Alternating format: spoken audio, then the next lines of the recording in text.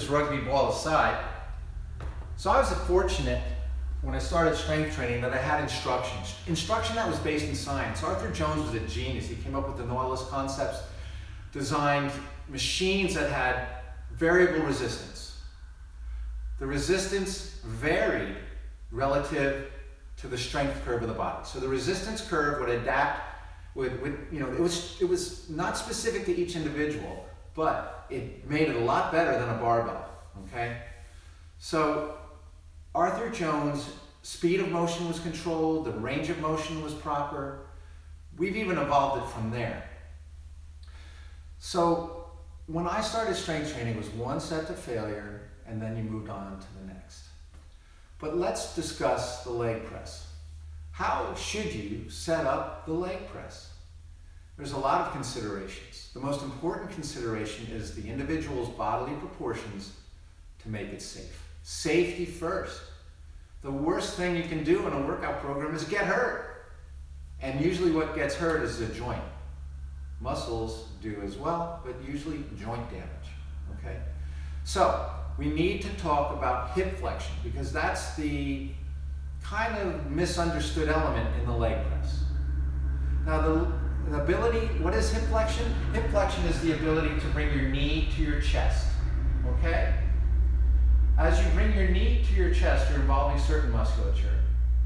But what's happening is the femoral head, the thigh bone, is rotating in the bony socket called the acetabulum formed by your pelvis.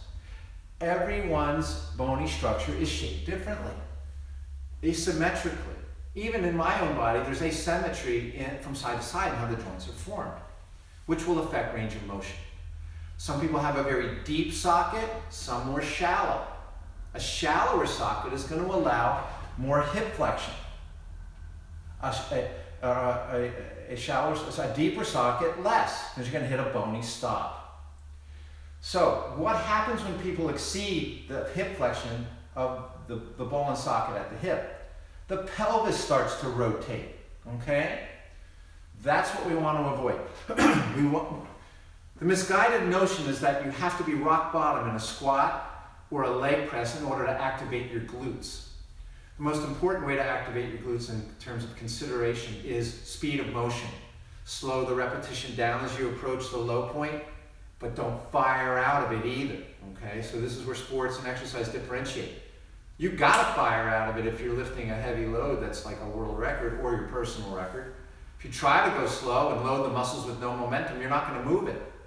But that's the difference between exercise and sport. You wanna heave it, get that momentum going so you move the weight. So the weight more or less floats on its own if you throw it hard enough, that pulse of energy. But in exercise, we wanna keep it under load constantly. So here's the deal. You want to not exceed the degree of hip flexion you have in your own ball and socket. And you have to consider both sides as well. One side might be able to go to here, the other maybe here. You have to set the leg press position for the least range of motion to keep it safe. We will continue this conversation.